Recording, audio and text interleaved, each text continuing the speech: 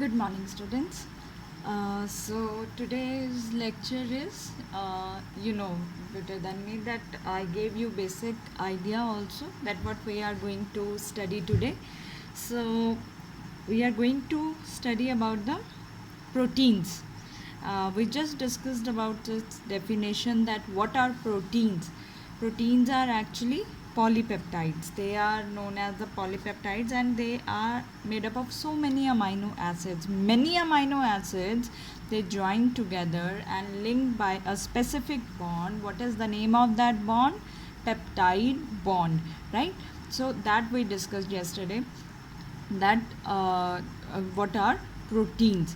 So what is the today's lecture is all about. Now there are different classification of protein is given on the basis of their structure, right? They have structure start from simple to complex type. So that is what we are going to discuss today. And the second thing we are going to discuss about the metabolism, the basic things, anabolic, metabolic pathways. So first let's talk about the proteins. As you know that proteins, they are made up of amino acids, right? So on the basis of structure, different kinds of structure, proteins are classified into four types or four structure or four types of proteins. Anything you can say that is correct, right? It is primary. The basic simple structure of protein is primary, then secondary, then tertiary, and then quaternary. Just it is as we when we enter into the pre-primary, then primary, then we move to secondary, then it is senior secondary. Same here is on the basis of simplicity to complexity, proteins are classified into four types. So let's always we how do we move? We always start taking steps from simple to complex. So let's talk about the primary structure. As you can see that primary structure, a simple protein, it is made up of amino acid, and when it made up of so many amino acid, we call it as a polypeptide chain. And what is the reason that I am calling it as a polypeptide chain? Peptide means it they are held or joined with the help of peptide bond.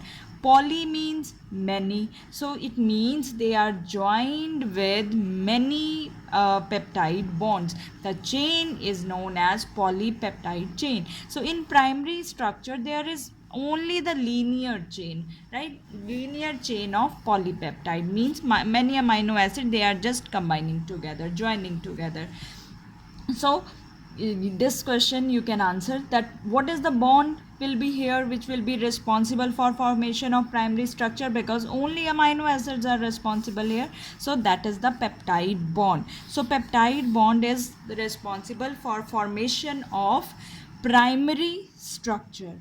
Now normally what happen is primary proteins they do not play any functional role.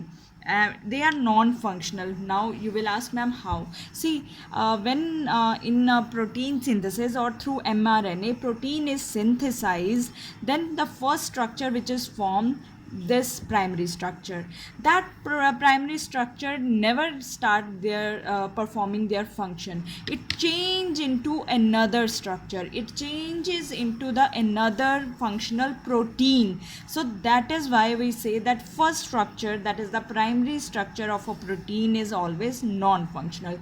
All you know that always in this, because we are multicellular complex structure we have, so we have exceptions also. So exception here is that insulin, the structure of insulin is primary, but still it is specifically functional protein. So if somebody asks you, okay, the insulin is which kind of structure? Primary. So how can it be functional? That is one of the exception. Otherwise all primary proteins they are non functional, right?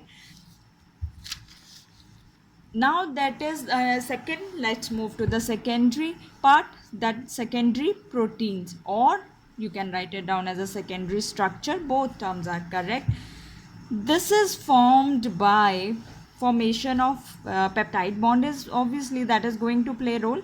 The another now addition is hydrogen bonds. Now look here, that I told you that what was the linear structure, that amino acids are joining together. Same here, what is happening in the secondary structure, that there is a polypeptide chain.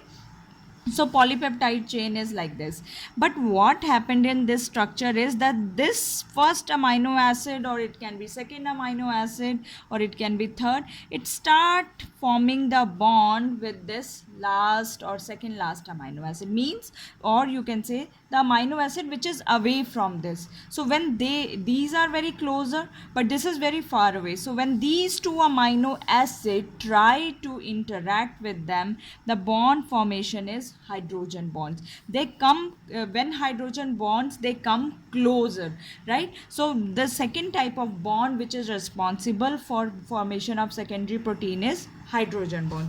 Now what happen is, like, this is a coiled structure, right? This structure is like this coil structure of secondary structure, right? Now it has amino acids on it, like here amino acid is present, here amino acid is present, here amino acid is present. So same way there are amino acids are present. So this chain is not linear, this is coiled, right? Helical. So now there is also present amino acid, there is also amino acids are present. So when these two amino acids start to interact with each other, they interact with the help of hydrogen bonds.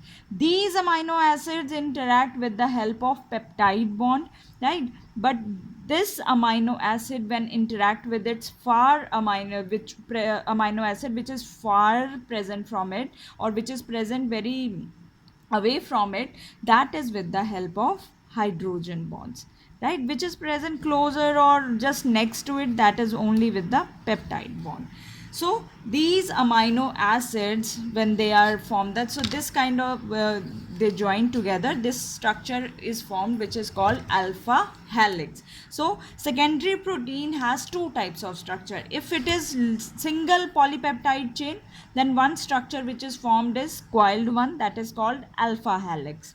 Now if you have two polypeptide chains, right? If there are two polypeptide chains, one polypeptide chain and there is another polypeptide chains, and now there are present, what is there present on these polypeptide chains? Amino acids are present. As you can see now, when this amino acid start interacting with this amino acid with the help of hydrogen bonds, then the kind of structure which is formed is called beta pleated sheet. Beta pleated is exactly like the pleats which are observed in the skirts of girls, like school, even and the school uniform, there is a in the skirts, there is the pleats, there are pleats on the skirt. That is the best to observe this structure. So these kind of structure, they have formed the beta pleated structure.